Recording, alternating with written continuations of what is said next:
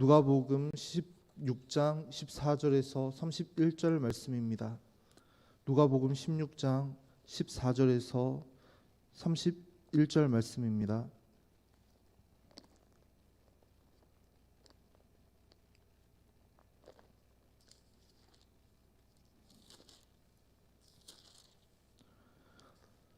다 찾으셨으면 한 절씩 교독하도록 하겠습니다. 바리새인들은 돈을 좋아하는 자들이라 이 모든 것을 듣고 비웃거늘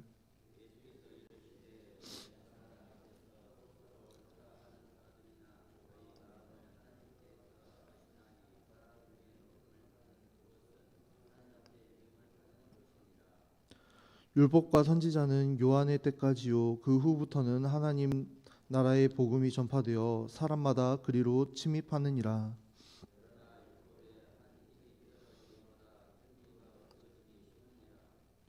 무릇 자기 아내를 버리고 다른 데 장가드는 자도 간음함이요 무릇 버림당한 여자에게 장가드는 자도 간음함이니라.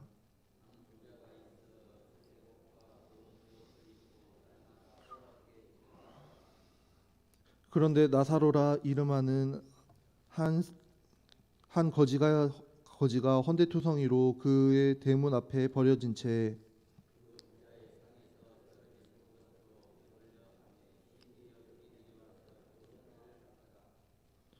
이에 그 거지가 죽어 천사들에게 받들려 아브라함의 품에 들어가고 부자도 죽어 장사되매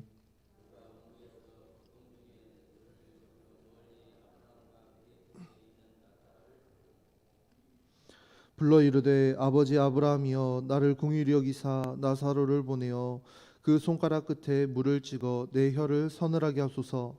내가 이 불꽃 가운데서 괴로워하나이다.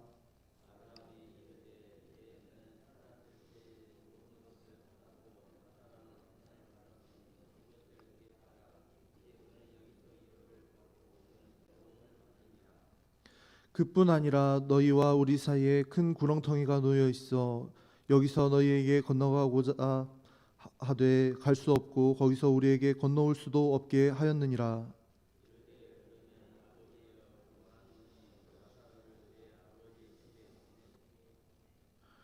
내 형제 다섯이 있으니 그들에게 증언하게 하여 그들로 이 고통받는 곳에 오지 않게 하소서.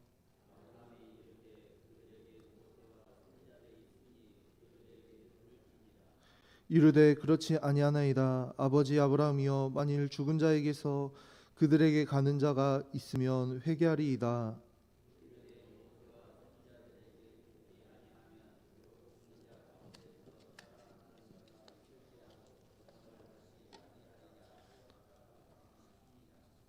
아멘. 예수님께서는 바리새인들과 서기관들을 향해 세 가지 비유를 앞서 말씀하시고 이어서 제자들에게 불의한 청지기에 대해서 말씀하셨습니다. 앞서 불의한 청지기의 비유를 통해서도 미래를 대비하는 지혜로운 삶을 살아야 한다고 말씀해 주셨습니다. 이 땅에 가난하고 어려운 자들을 사랑으로 섬기며 하나님께서 우리에게 주신 재물을 그들을 위해 사용함으로써 하나님 나라의 보물을 쌓고 영원한 삶을 준비하라는 그런 말씀이었습니다. 그러나 본문 14절에 보면 바리새인들은 예수님의 이러한 가르침에 비웃었습니다. 왜냐하면 그들은 돈을 좋아하는 자들이었고 사람들 앞에서 스스로 옳다 하는 자들이며 또 사람들 앞에서 높임받는 것을 좋아하는 자들이었기 때문입니다. 그들은 자기 스스로 하나님의 말씀을 잘 알고 있으며 하나님의 율법을 잘 지키고 있다고 생각하던 사람들이었습니다. 이러한 교만한 생각 속에서 자신들이 누리고 있는 모든 물질적인 부요함과 기득권을 하나님의 축복으로 그들은 여겼습니다. 실제로 바리새인들과 서기관들의 이러한 잘못된 가르침으로 인해 이 당시 유대인들은 이 땅에서 많은 재물을 소유하고 또 건강과 성공을 누리는 삶을 하나님께 축복받은 것이라고 생각했습니다. 반대로 가난하고 병들고 고통받는 삶을 하나님께 저주받은 결과라고 그 저주받은 열매라고 여겼습니다. 바로 이러한 상황 속에서 바리새인들과 서기관들은 예수님의 말씀을 오늘 나에게 주시는 그 하나님의 말씀으로 듣지 않고 어리석고 연약한 자들이나 귀 기울여 듣는 그러한 말로 생각하고 비웃었던 것입니다. 이렇게 하나님보다 세상을 사랑하고 돈을 사랑하고 하나님과 사람들 앞에서 교만한 마음으로 자신을 높이고자 했던 이 사람들은 진리의 말씀이 선포되어도 말씀 앞에서 깨닫고 돌이켜 회개하는 은혜를 누리지 못하게 됩니다. 오히려 하나님의 말씀을 비웃으며 무시하는 죄를 짓게 되는 것입니다. 우리는 세상의 평가를 중요시하고 또 사람들의 칭찬을 듣고 싶어 합니다. 그러나 사람들 앞에 높임받는 그것이 하나님께 미움받는 것이 될 수 있음을 우리는 기억해야 합니다. 돈을 신으로 섬기는 세상에서 사람들에게 칭찬받는 사람은 하나님의 자리에 자신을 올리는 무서운 죄를 짓게 될 수 있기 때문입니다. 또한 돈을 섬기는 세상과 함께 우상 숭배의 죄를 범하게 될 수도 있습니다. 그러므로 이 세상에서 돈을 사랑하고 세상을 사랑하며 이러한 일로 높임을 받는 사람은 하나님으로부터 멀어지게 될 것이고, 이 땅에서 낮아지는 자는 하나님께 사랑받고 오히려 높임을 받게 될 것임을 기억해야 합니다. 하나님께서는 악하고 교만한 우리의 마음, 이 세상을 사랑하며 세상에서 높임받고자 하는 우리의 마음을 다 아십니다. 그러므로 우리는 항상 겸손한 마음으로 우리의 죄와 연약함을 주님 앞에 늘 고백하며 회개하는 자세로 나아가야 할 것입니다. 하나님의 말씀을 다른 누구에게 주시는 말씀이 아니라 오늘 바로 나에게 주시는 진리의 말씀임을 항상 기억하며 겸손히 귀 기울이는 저와 여러분 되기를 소망합니다. 16절에서는 율법과 선지자는 요한의 때까지요 그 후부터는 하나님 나라의 복음이 전파되어 사람마다 그리로 침입하느니라 라고 말씀하고 있습니다. 율법과 선지자는 바로 구약 성경을 가리킵니다. 결국 유대 종교 지도자들은 하나님의 율법을 철저히 지켜야 한다고 강조했던 이유도 하나님 나라에 들어가기 위함이었습니다.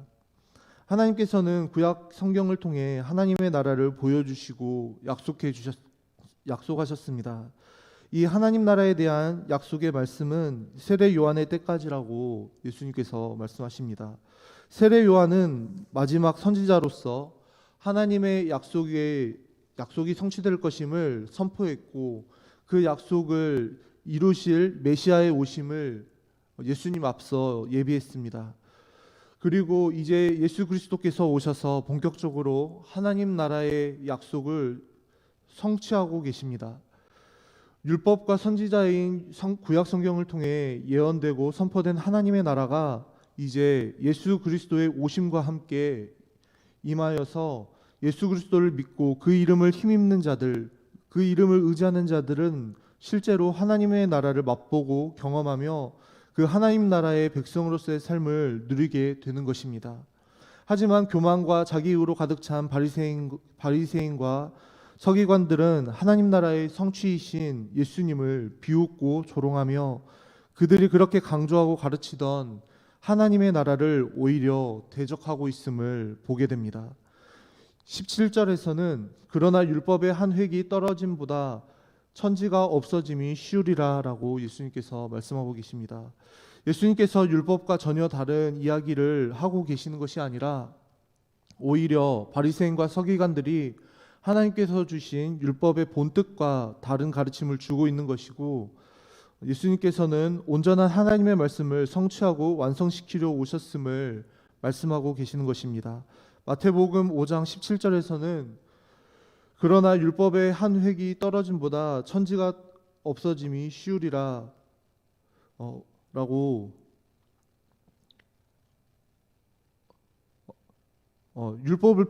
예수님께서는 율법을 폐하러 온 것이 아니라 완성하러 오셨다고 말씀하셨습니다. 반면 유대 종교 지도자들은 하나님의 말씀을 자기 입맛대로 해석하고 이용하면서 잘못된 길로 가고 있었습니다. 예수님께서는 이에 대한 예로 18절에서 이혼에 대한 율법을 언급하십니다. 신명기 24장 1절에서는 아내에게 수치스러운 일이 있으면 아내에게 수치스러운 일이 있으면 이혼 증서를 써서 내보내라고 말씀하십니다. 이것은 이혼을 마음대로 해도 된다는 말씀이 전혀 아닙니다.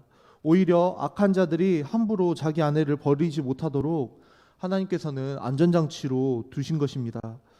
그러나 예수님 당시 유대 종교 지도자들은 말도 안 되는 이유로 이혼 증서를 쓰기만 하면 아내를 버릴 수 있도록 했습니다. 마태복음 19장에서는 이 문제를 가지고 예수님께서 바리새인들과 논쟁하시는 장면이 나오기도 합니다.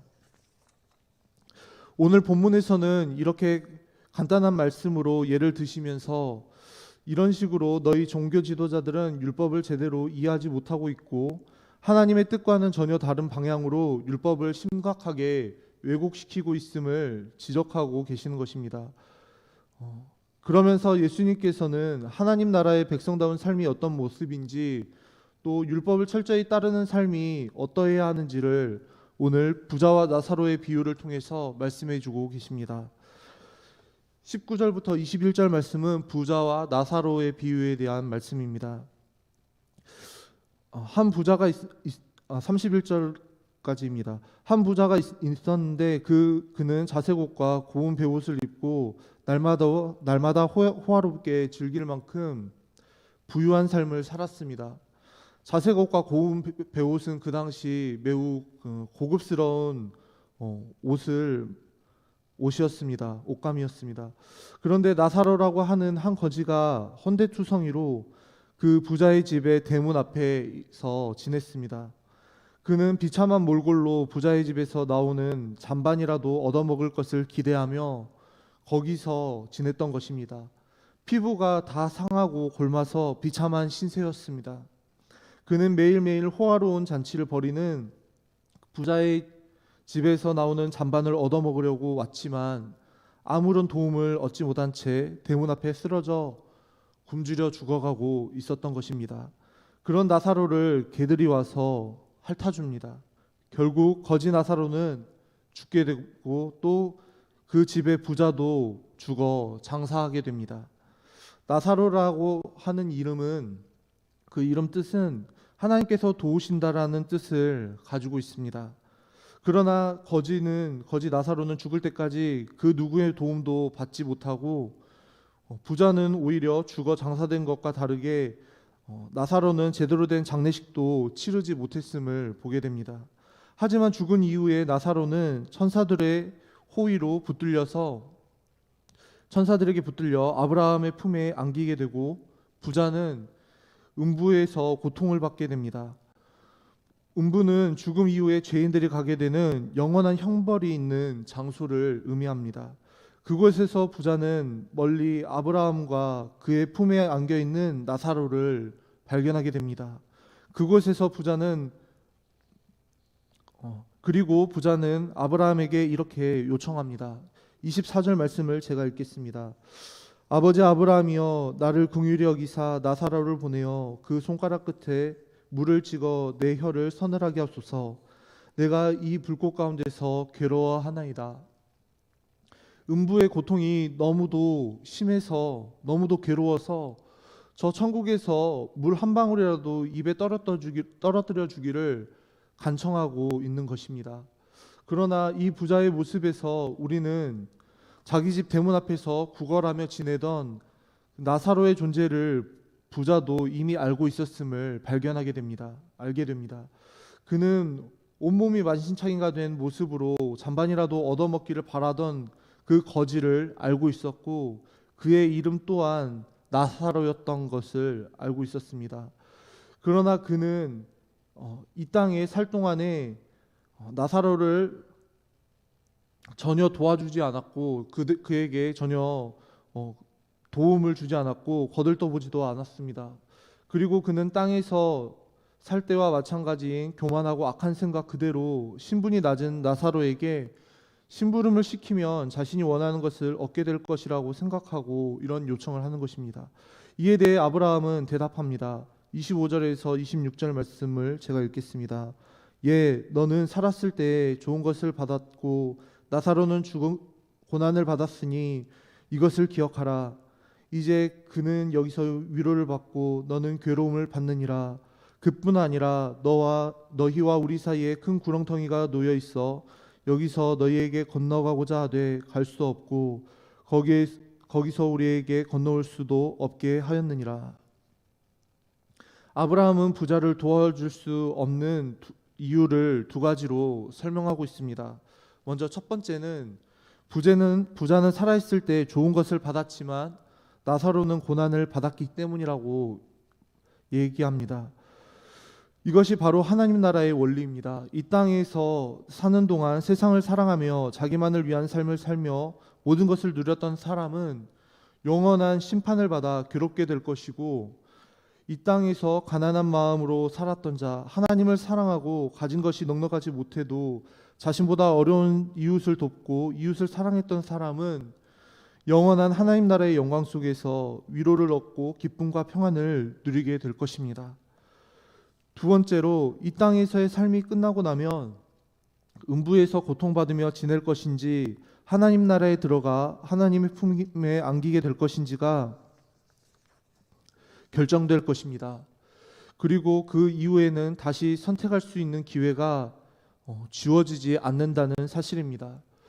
회개하고 돌이켜 주님께로 우리가 다시 돌아갈 수 있는 기회는 오직 이 땅에 있을 동안에만 있음을 우리는 발견하게 됩니다. 아브라함의 거절에 부자는 다른 요청을 합니다. 27절부터 28절 말씀을 제가 읽겠습니다. 아버지여, 구하노니 나사로를 내 아버지의 집에 보내소서. 내 형제 5이 있으니 그들에게 증언하여 그들로 이 고통받는 곳에 오지 않게 하소서. 자신과 비슷한 삶을 살고 있는 자기의 형제들, 5 형제들에게 경고를 내려서 자신과 같은 고통을 받지 않도록 해달라고 부탁했습니다. 그러나 아브라함은 거절하면서 이렇게 답합니다. 그들에게 모세와 선지자들이 있으니 그들에게 들을지니라 라고 말씀합니다. 여기서 모세와 선지자들은 아까 말씀드린 대로 구약의 말씀, 하나님의 율법을 의미합니다. 이미 하나님께서 모세와 선지자들을 통해 말씀하셨고, 그 말씀을 듣는 것으로, 성경 말씀을 듣는 것만으로도 충분하다는 것입니다. 하지만 부자는 그렇지 아니하나이다. 아버지 아브라함이여, 만일 죽은 자에게서 그들에게 가는 자가 있으면 회개하리이다 라고 말합니다.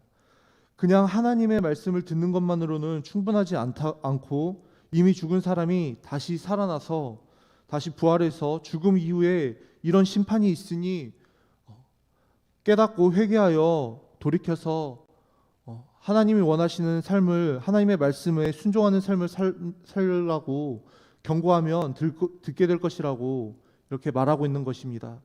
그러나 아브라함은 이렇게 답합니다. 31절 말씀입니다.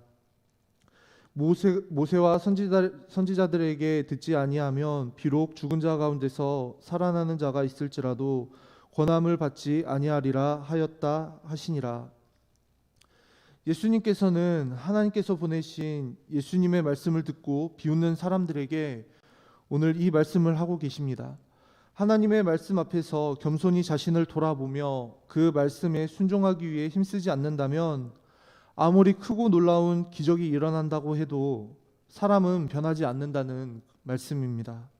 실제로 유대 종교 지도자들은 예수님께서 병든 자를 치유하시고 또 귀신을 쫓아내시고 심지어는 죽은 자도 살리시는 그러한 예수님의 놀라운 능력과 기적을 보고 체험했습니다. 알고 있었습니다. 하지만 하나님 앞에 진정한 회개의 자리로 나아가지 못했습니다. 그리고 이와 같이 하나님의 말씀을 비웃는 자들은 예수님의 죽으심과 부활을 보고도 회개하지 않고 예수님의 십자가 구원을 믿지도 않습니다. 우리는 이미 하나님께서 충분한 말씀을 주셨음을 기억해야 합니다. 신구약 성경을 통해서 우리에게 충분한 말씀을 주셨음을 기억해야 합니다. 신구약 성경에 담겨있는 하나님 나라의 복음을 통해 우리는 인격적이신 하나님을 만날 수 있고 예수 그리스도를 구주로 믿고 구원받은 하나님 나라의 백성의 삶을 살 수 있습니다. 우리가 구원받고 하나님 나라를 누리기 위해 무언가 더 큰 기적과 죽은 자가 다시 살아나는 그런 것과 같은 놀라운 일이 필요한 것이 아닙니다. 우리에게 필요한 것은 오직 하나님의 말씀을 듣고 깨닫고 돌이키게 되는 은혜인 줄로 믿습니다. 하나님의 말씀을 통해서 예수 그리스도의 영광과 하나님 나라의 가치를 발견하고 보게 되는 은혜입니다. 무엇보다 예수님께서 부자와 나사로의 비유를 통해 주시고자 한 교훈은 미래를 준비하는 지혜가 우리에게 있어야 한다는 것입니다. 이 땅에 물질을 쌓아두고 누리는 삶이 복된 삶이 아니라 하나님께서 우리에게 주신 물질과 시간과 은사를 하나님의 나라와 그 뜻을 위해 사용하는 것이 복된 삶이라는 말씀입니다. 하나님을 사랑하고 이웃을 사랑함으로 가난하고 어려운 이웃을 돕고 섬기는 일에, 이웃에게 복음을 전하는 일에 기꺼이 내어주고 베풀고 나눌 수 있는 삶이 하나님 나라를 향해 나아가는 성도의 복된 삶인 줄로 믿습니다. 오늘 비유 속에서 부자가 죽어 음부에 고통받게 된 이유는 그가 하나님께서 주신 물질을 땅에 쌓아두고 대문 앞에 굶주리고 있는 이웃을 돕지 않았기 때문입니다. 물론 부자가 음부에 떨어진 것이 단순히 나사로를 돕지 않았기 때문만은 아닙니다. 그의 그런 행동이 보여주는 하나님 말씀에 대한 그의 태도가 본질적인 문제였습니다. 하나님의 말씀을 바르게 읽고 묵상한다면 우리 주변에 가난하고 소외된 이웃을 돕고 섬기는 일은 너무도 당연한 일이라는 것을 우리는 깨닫게 될 것입니다. 영원한 하나님의 나라는 하나님을 사랑하고 하나님의 말씀을 사랑해서 그 말씀대로 순종하며 사는 자들에게 허락된 곳입니다. 그러므로 참으로 하나님 나라를 믿고 소망하며 사는 하나님의 백성들은 마땅히 하나님께서 우리에게 주신 물질과 시간과 은사를 사용해서 이웃을 섬기는 삶을 살아가야 하는 줄로 믿습니다. 우리는 오늘 바리새인을 향한 예수님의 가르침을 깊이 묵상하며 우리 안에 바리새인과 같은 잘못된 생각이 남아있지 않은지 돌아봐야 합니다. 우리는 하나님을 섬긴다고 하면서도 성공하고 부를 누리는 사람들은 그가 애써서 노력하며 얻은 것이고, 가난하고 실패한 이들은 그들이 불성실하고 그저 게을러서 그렇게 된 것이라고 생각하기 쉽습니다. 그러나 이것이야말로 바리새인들의 왜곡된 세계관이며 이 세상의 악한 세계관입니다. 우리는 이 세상에 온갖 죄악으로 가득 차 있다는 것을 잊지 말아야 합니다. 그렇기 때문에 선한 사람이 성실하게 노력한다고 해서 모두 성공하는 것은 아니며 또 악한 자가 항상 실패하는 것도 아닙니다. 그렇기 때문에 하나님께서 우리에게 허락하신 모든 물질과 시간과 은사에는 이 사회의 약자들, 또 가난하고 소외된 이웃에 대한 책임이 반드시 뒤따르는 것입니다. 하나님께서는 이 책임을 그저 정부나 세상 기관에만 맡기지 않으셨습니다. 하나님께서는 우리 교회 공동체를 통해 또 우리의 가정과 사업장, 우리의 삶을 통해 악한 이 세상의 세계관을 흔들고 허무는 하나님 나라의 영광이 드러나게 되기를 원하십니다. 그러므로 돈을 사랑하고 스스로 의롭게 여겨 음부에 빠지게 된 어리석은 부자의 삶이 아니라 이 땅에 사는 동안 하나님께서 주신 것으로 가난하고 소외된 이웃을 도우며 복음 전하고 영원한 하나님의 나라를 준비하는 우리 모두가 될 수 있기를 주님의 이름으로 간절히 축복합니다. 기도하겠습니다. 사랑과 은혜가 풍성하신 아버지 하나님, 감사합니다. 우리의 마음을 아시는 하나님, 우리에게 주어진 물질이 정당한 삶을 살아온 대가로서 하나님께서 주신 것이라 여기며 입고 먹고 마시는 일에만 집중하며 살아왔음을 고백합니다. 그러나 말씀을 통해 우리에게 주어진 물질이 그저 이 땅에서 누리기 위해 주어진 것만이 아닌 하나님의 말씀에 순종하기 위한 도구였음을 기억하게 해주시니 감사합니다. 말씀의 좌표가 아닌 욕망의 좌표를 따라 살아온 우리의 실상을 보게 하시니 감사합니다. 우리를 위해 대신하여 죽었다가 다시 살아나신 예수 그리스도로 말미암아 우리 속사람이 변하게 하시고 복음을 통해 초청하시는 하나님 나라의 삶에 날마다 우리가 순종함으로 반응하며 주어진 물질을 대문 밖에 있는 가난한 자들을 위해 기꺼이 사용하는 선한 청지기의 삶을 살도록 하여 주시옵소서. 지금 주님의 말씀에 귀 기울이며 순종함으로 죽음 이후의 삶을 준비하는 지혜로운 자가 되게 하시고 유한한 물질이 아닌 영원한 생명을 더 귀하게 여기며 영원의